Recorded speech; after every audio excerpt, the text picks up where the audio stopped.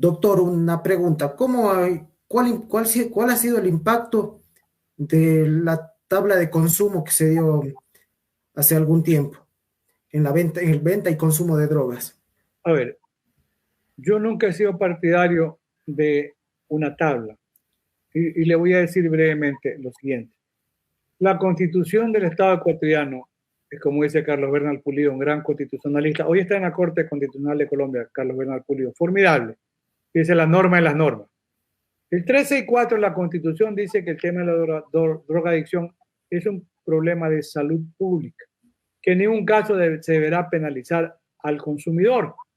Entonces, primero, ahora después ya se ponen, porque se decía que el rango era muy alto. Sí, en principio, pues, ya había casi para poner una tienda con la cantidad por ejemplo, de marihuana que se le permitía poseer.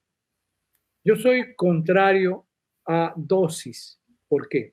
Primero, hay una diferencia entre el consumidor que tiene recursos y el consumidor pobre. Porque el caso del consumidor pobre se termina criminalizando la pobreza.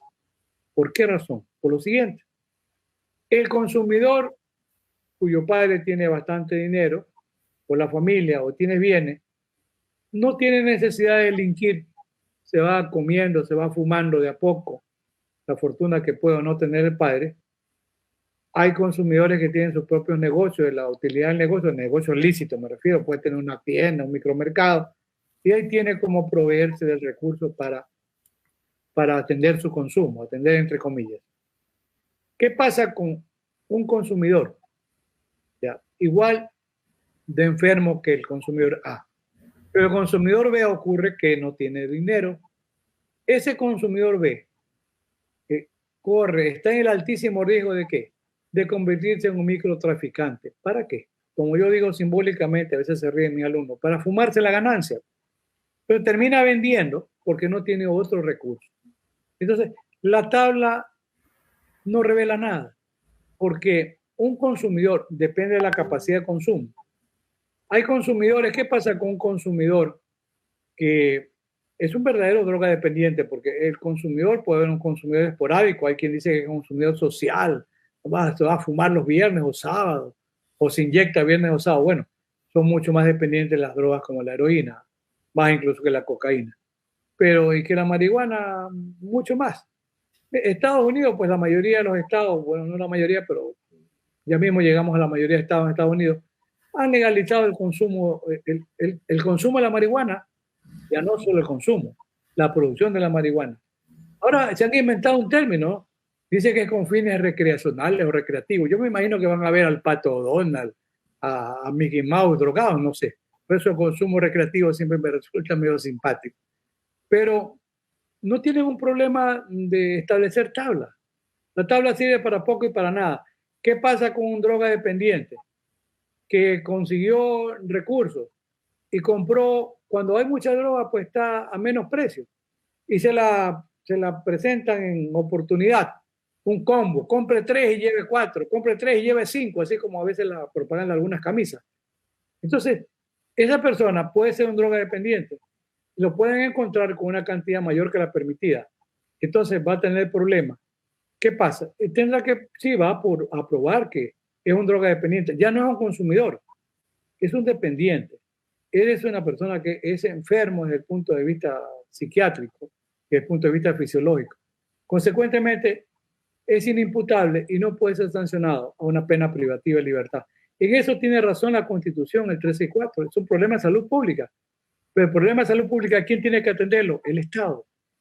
A ver, en las cárceles, con esas cárceles gigantes, creo que la de Guayaquil costó como 70 millones de dólares, no tienen ni un dispensario médico, no tienen una guardería para los niños que están institucionalizados en la cárcel porque la madre no tiene con quién dejarlo. Esa es una tragedia real que no se atiende. Debiera haber una guardería en la cárcel, sí, y los niños pequeños tendrían que recibir la educación básica dentro de la cárcel, sí, y después el Estado tendría que proveerlos de algún lugar. Es que tiene que ser la cárcel el último recurso. ¿Qué pasa?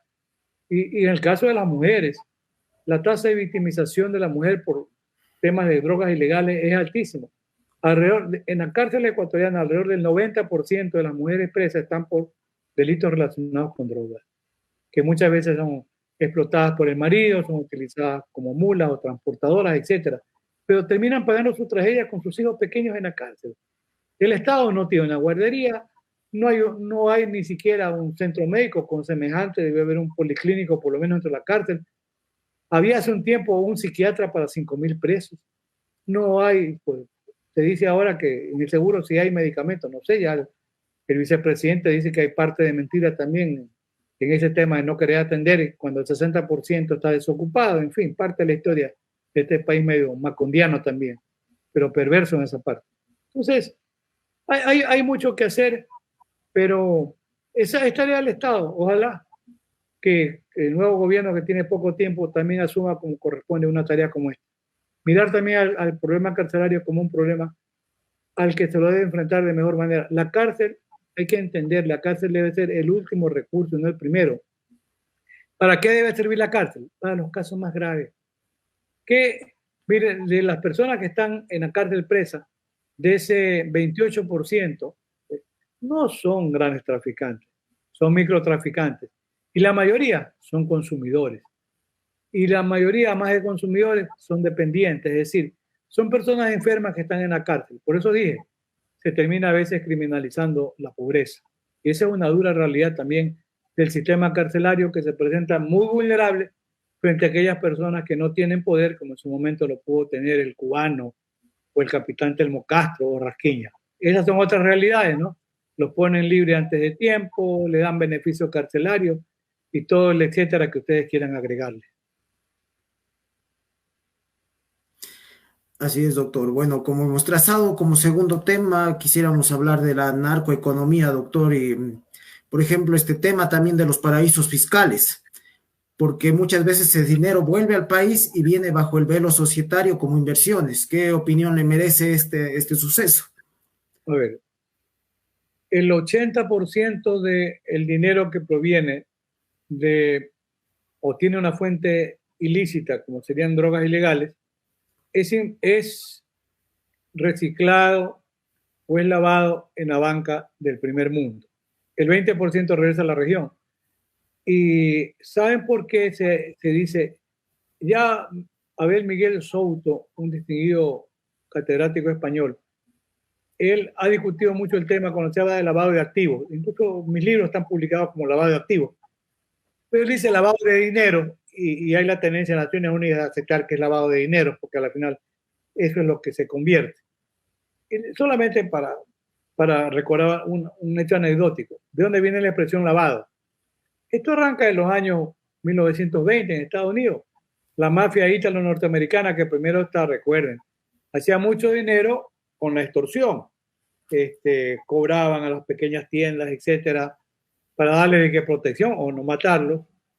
Luego está el tema de los casinos y luego ya se involucran también el tema de las drogas ilegales.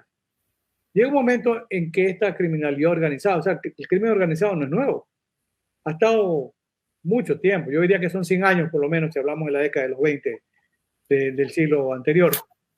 Con ese dinero, esa enorme cantidad de dinero, la gran pregunta es, ¿qué hacemos con el dinero?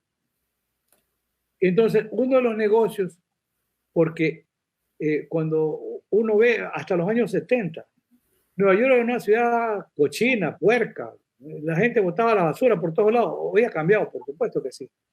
Pero entonces, ¿qué ocurre? Dice, ¿qué invertimos? ¿Cómo invertimos este dinero? ¿Qué hacemos con el dinero? Y se les ocurre la idea de crear, porque no había servicio de lavado de ropa, crean lavanderías, por eso hablan de lavado de dinero.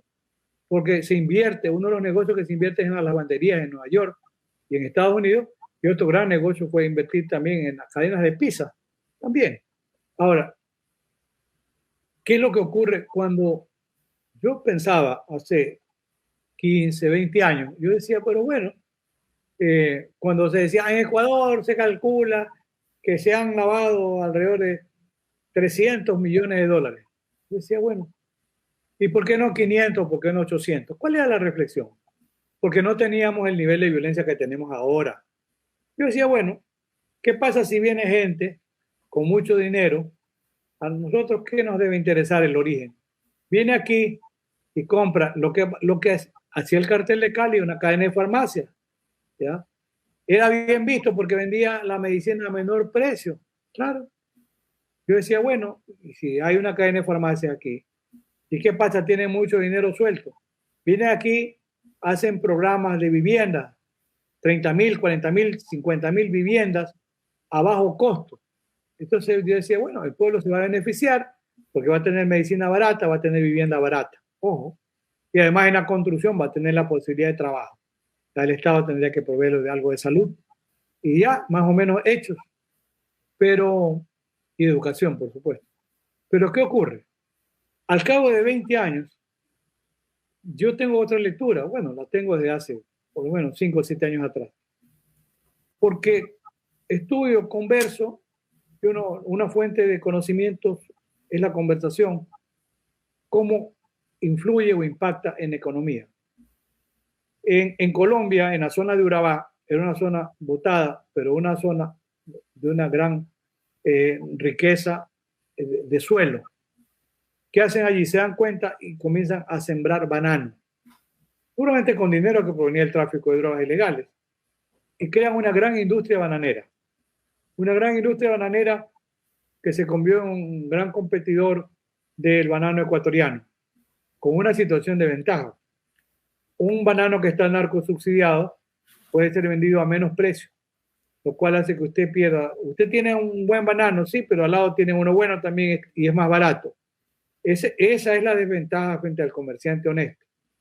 En el tema de la producción camaronera real, porque en principio los traficantes colombianos venían de Ecuador, compraban haciendas en zonas de mucha expansión, incluso se invertía en Manabí, se invertía en la provincia de Los Ríos, en la provincia del Oro, para sembrar camarón. Pero luego ya dijeron, no, ¿para qué vamos a invertir tiempo sembrando? Porque era buen negocio. ¿Qué hicieron? Se dedicaron a comprar con lo que les voy a contar es hecho real. Pensemos que la caja de camarón estaba en $5 en la empacadora. Llegaban y le decían, ¿a cómo me vende la caja de camarón? $5 aquí en la empacadora. Y para Estados Unidos, ¿cuánto me pagarían en Estados Unidos? Depende del mercado, 5.20, 5.30. Si hay menos, 5.40 y el camarón ecuatoriano es de buena calidad. Bueno, ¿qué ocurre? Comenzaron a comprar ya el camarón procesado. Entonces, ese camarón que se lo vendían a otros a $5, lo comenzaron a repagar. Asumamos que lo pagaban a $6. Pero como no, te pago a $6, te pago en efectivo. ¿Cuál es el problema? No tienes ni que declararlo siquiera. Es ganancia para todos. Habría un mercado en Estados Unidos. Y Estados Unidos llegaba y vendían el camarón a $4.50. Muchos empresarios ecuatorianos quebraron porque llegaron al mercado norteamericano con pedidos y dijeron, yo no te puedo recibir la carga. ¿Por qué? Porque tú me estás vendiendo a $5.50 cuando yo tengo aquí camarón a $4.50 y de la misma calidad del tuyo, claro, porque era camarón ecuatoriano. O sea, la narcoeconomía crea una competencia desleal. Desincentiva al buen productor, lo termina quebrando. Y en la cuestión inmobiliaria, nunca se armaron realmente programas de vivienda popular. Lo que se han hecho es mega construcciones, enormes edificios. Pasa y pasa en cualquier lado. Vaya usted a Manta, vea en Salinas, sigue siendo una tierra muy pobre, pero siguen construyendo, hay muchos edificios en propiedad horizontal. Lo mismo pasa en Quito, 10, 15, 20 edificios. No sé realmente de dónde sale tanto dinero. Entonces, ¿eso qué genera? Genera una competencia desleal. Por eso es que debe ser controlado. El tema de los paraísos fiscales. Los paraísos fiscales son un negocio. Miren, en una de las investigaciones, uno de los periodistas colombianos que más investigó el tema se llama, si existe, a un Fabio Castillo. Fabio Castillo es autor de un primer libro que se llama Los jinetes de la cocaína. Ahí está el desarrollo de todo el clan de Pablo Escobar, de los Rodríguez, de los Ochoa. Después tiene otro libro muy importante Y la historia del primer libro es que la primera edición volaron la imprenta. En la segunda edición la compraron por completo. Y la tercera edición la sacaron en el exterior y por eso se pudo conocer el contenido de los jinetes de la cocaína. Están todas las familias de Colombia vinculadas al tema de drogas, de la época de Pablo Escobar, 1980, 85. Luego publican otro libro interesante, La Coca Nostra, todo el proceso, y ahí ya tiene que ver con el tema de lavado. Porque en la Convención de Viena de 1988 por primera vez aparece la idea del lavado de activos. O sea, nació vinculado el tema de tráfico de drogas ilegales. Y Ecuador en el 2005 tiene ya la primera ley de lavado de activos. Yo trabajé, me contrató la OEA como experto nacional para ayudar en la estructuración del proyecto, del primer documento. Y luego ya está la Convención de Palermo de Naciones Unidas del 2000 contra la delincuencia organizada. Y hay una serie de convenciones a nivel mundial ya amplificando el ámbito del lavado de activos. Los paraísos fiscales han existido durante mucho tiempo. En estos libros de Fabio Castillo, el último libro de Fabio Castillo se llama Los nuevos jinetes de la cocaína. No sé si sigue escribiendo. Después él ya salió de Colombia, se fue al programa de protección de testigos. Estaba viviendo en Estados Unidos, lo tenían protegido porque era una cantera de información.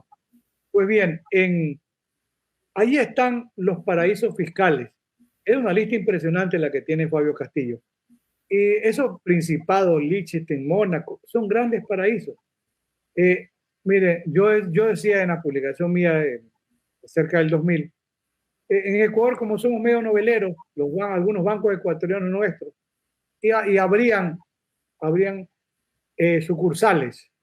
Pero nosotros, como somos noveleros, grandes bancos norteamericanos como Citibank o Chase Manhattan tenían una oficinita de 4x4, todo se maneja por computadora, las transferencias electrónicas son eso. Los ecuatorianos somos noveleros y medio fanfarrones. Esos bancos estamos en Aruba, estamos en Curazao con edificios de 12, 15 pisos. Es una locura. ¿Y para qué gastaban tanto dinero? ¿Cuál era el interés? Tratar de ser parte de la gran lavandería. Porque en estos principados y en estos paraísos fiscales y las vírgenes, todos esos paraísos, que son más de 100, ¿cuánto costaba obtener el permiso para operar como banco o como sucursal bancaria? $5,000. Claro, porque da negocio, empezaba a lavar, se ponía un hotel, crecía económicamente la zona, mejoraba el turismo. Entonces, el lavado de activos ha sido un gran negocio. En el año 1992, en un operativo, el operativo Ciclón, la banca suiza entregó una cuenta de ecuatorianos que estaba involucrado en el tema. Y para aquel año, 92, había $10 millones en una cuenta en Suiza, como acto de cooperación internacional. Pero conversaba con Raúl Zaffaroni y Raúl me decía, si vos no vas a creer que fulano de tal tenía solamente $10 millones, probablemente tenía 500. Y los suizos, para que no molesten los norteamericanos, hay 10 millones de fulano de tal. Parte del Estado ecuatoriano, parte se la llevó la policía de Estados Unidos, que hace la investigación. Pero para aquella época, en los años 90, Raúl me decía, las grandes lavanderías para aquel momento ya eran Japón y Alemania. Increíble, Alemania sí. Es cuestión de leer un libro muy sugestivo, que entiendo que debe haber una segunda parte, que los Panama Papers, escrito por dos periodistas alemanes. El apellido es medio como Mittermeier por allí. No son hermanos, se parece el apellido. Pero es impresionante porque ellos dicen que había bancos ingleses, bancos alemanes, que habían recibido mucho dinero. Pero Alemania no va a quebrar un banco. ¿Qué ha hecho? Le pone una multa. Sigue la lavandería. ¿Por qué los grandes bancos norteamericanos iban a los paraísos fiscales? Porque en Estados Unidos podía haber un mayor control interno. Y cuando se utiliza el tema Odebrecht, Odebrecht en Estados Unidos en el año 2016, ¿sí?, llega a un acuerdo de información con el Departamento de Justicia de Estados Unidos. Y Estados Unidos le fajó una multa de $2.600 millones. ¿Por qué? Turco utilizó bancos norteamericanos para pagar sobornos en toda la región por más de 750 millones de dólares. Esa es una historia real. Estados Unidos tiene una ley de prácticas corruptas en el extranjero. Gracias a ese trabajo de investigación, a algunos no les gusta, pero el famoso el caso que involucra al Contralor Pablo Celi es investigación de Estados Unidos, no es de Ecuador.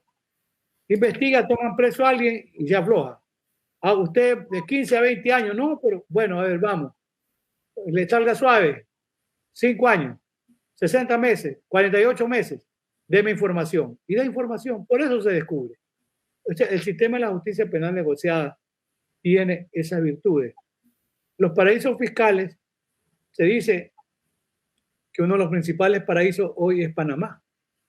No sé si es verdad o mentira, pero ¿de dónde sale tanto recurso para ese crecimiento inmobiliario en Panamá? Impresionante. Estados Unidos, Miami sigue construyendo. Bueno, Delaware en Estados Unidos es considerado un paraíso. Se dice que en Los Ángeles también hay mega construcciones ya. ¿De dónde viene tanto recurso? Ahí, si ese recurso tiene un origen ilícito, sin duda que se está incurriendo en lavado de dinero. Es compleja la trama y aquí en Ecuador se pretendió aprobar una ley de extinción de dominio. Lamentablemente quedó aprobada de manera mutilada, que no va a servir para nada. Es una ley interesante porque, primero, tiene la característica de ser imprescriptible en el formato, porque es una ley, hay un modelo de Naciones Unidas. Opera con criterio retroactivo, llaman los colombianos ultraactivo, es decir, ¿por qué razón? Porque la Constitución garantiza el derecho a la propiedad lícitamente obtenida, no la que se ha obtenido de manera ilícita. No es una ley penal, no, pero sigue el sistema de la prueba del Código Orgánico Integral Penal. Es una ley que tiene mezcla, porque es una ley que tiene que ver con un aspecto real de bienes, con el Código Civil, pero ¿qué es lo que permitiría la ley originalmente presentada? Que se puedan investigar grandes fortunas de 2, 3 generaciones en Ecuador. En Colombia, ¿cómo decomisa el gobierno colombiano muchos bienes de Pablo Escobar? Porque estaban a nombre de su hijita, que ya era una señora o señorita, pero la ley en Colombia se la aprueba después del año 90, 92, 94, se ha ido mejorando. ¿Y qué hizo Colombia? A ver, estos bienes que le dejó Pablo Escobar en nombre de la niña, una propiedad costaba $2 millones. Es el equivalente, multiplique ahora por 5, por 10. Entonces, bueno, había que presumir razonablemente el origen ilícito. No había una condena, ojo, contra Pablo Escobar. No había una condena por tráfico de drogas, pero había un origen ilícito de los recursos. No había cómo explicar el origen. Se decomisan. Esa es la ley de extinción de dominio. En Argentina, un grupo Lozada que está vinculado a delincuencia organizada, en Argentina el decomiso de bienes ilícitos ya está llegando a $750 millones. En Brasil se utiliza la ley de extinción de dominio y la ley de leniencia, y en Brasil no es que ha quebrado Odebrecht, ni OAS, ni Andrade Gutiérrez. El gobierno investiga y una vez que los ponen en el banquillo los acusados, nadie se va preso, si no hay cárcel. Es una ley que va contra los bienes obtenidos de manera ilícita. ¿Cuál es el resultado en Brasil? Siguen operando las grandes constructoras, sí, pero Brasil se ha beneficiado con estas leyes de la suma, y escuchen bien, $3.500 millones. 3.500 millones de dólares. Y aquí en Ecuador esa ley no se la aprobó. Y se dijo, no, que termine el proceso penal, y después que el proceso penal termine, entonces vamos a ir a la extinción de dominio. Sirve para nada. Esa ha sido una buena respuesta frente a qué? Frente a la delincuencia organizada y frente a la corrupción, que está vinculada con el tema de drogas, por supuesto, pero no solo ese.